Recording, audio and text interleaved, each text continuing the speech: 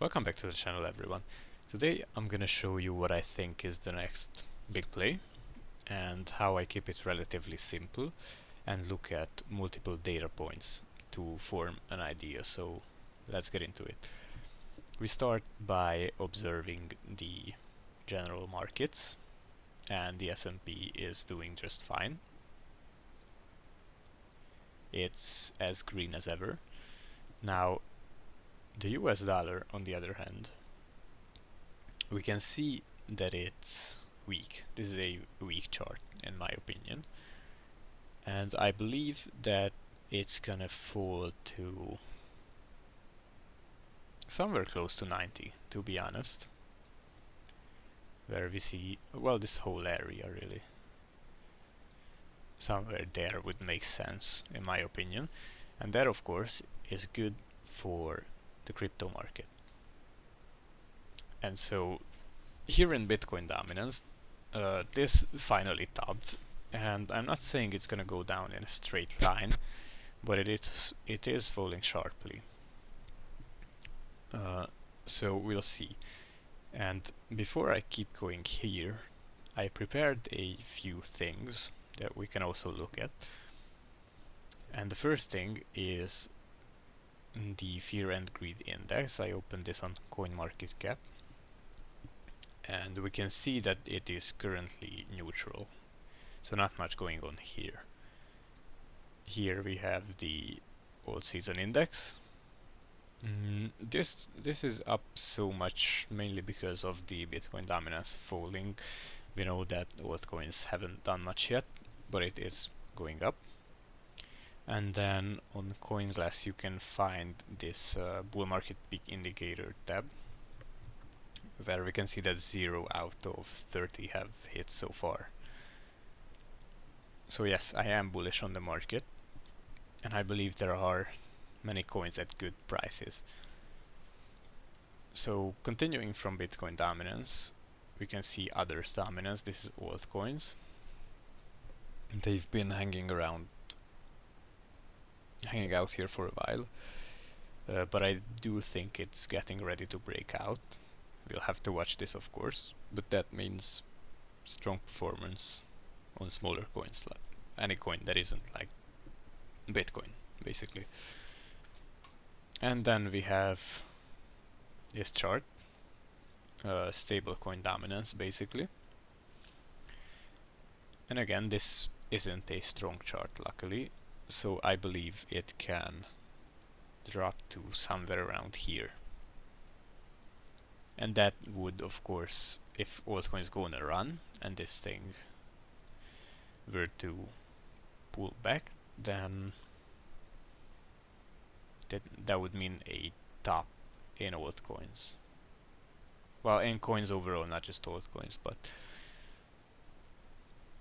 for now this is a weak chart, and I believe it's gonna keep dropping. So moving on, Bitcoin had a pullback, but I don't think the top is in yet. I believe we get at least one more leg, however high. ETH is hanging out around here. This thing kind of retested these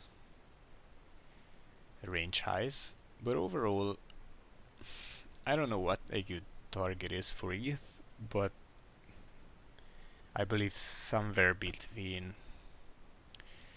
6,000 and 7 something is realistic. Everyone has this 10,000 ETH target. We'll see. And so the play today is Solana. The way crypto works is, of course, Bitcoin is number 1, ETH is number 2, and then in people's minds, Solana is number 3.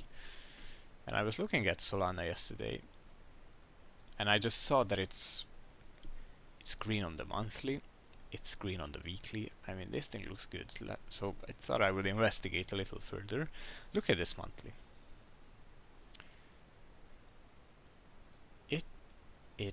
It looks so good, to be honest. And then now previously I was holding Pepe for a good while, so I thought Bitcoin had gone up, ETH had gone up, it really feels like and looks like Solana is next in line. So let me at least compare it. And what I found was this chart.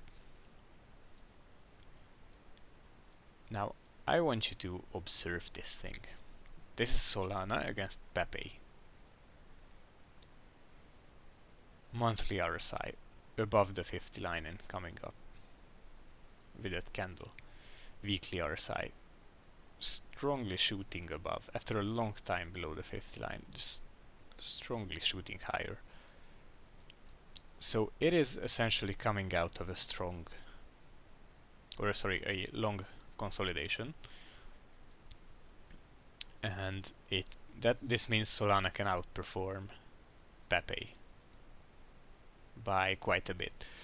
And then if Pepe is an ETH chain, so I thought might as well look at ETH and see how it compares. And here's Solana against ETH. We can see that it pulled back about, at the lowest, 53% against ETH, and now we're seeing some strength. And then if we come down to the daily, we can see that it's breaking out. Now this is the 200 weekly SMA, and then this is the 21 EMA. We can see that it's breaking out, but even if I remove these, the same logic works like this with trend lines. And so these things combined tell me that Solana is ready to run. You can even look at Sol BTC. I would love this monthly candle to close above my EMAs. 3.5 days left. Like same on the weekly chart, we had this double bottom bullish divergence, and it's just, I absolutely love when something has this curvature, you know, it's just, and it's just there, it looks very nice. And so even today you can see that Solana is up the most out of everything on my list. And while I don't have any accurate target for this thing, well, I guess somewhere around, I do think we go about 400, like, if I had to guess, this is just a guess, but I'm thinking 400 to 500 something.